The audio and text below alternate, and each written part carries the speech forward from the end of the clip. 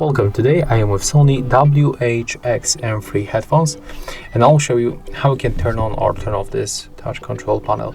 So just to show you that it works, in my case it's activated, so take a look. I'm gonna play this song.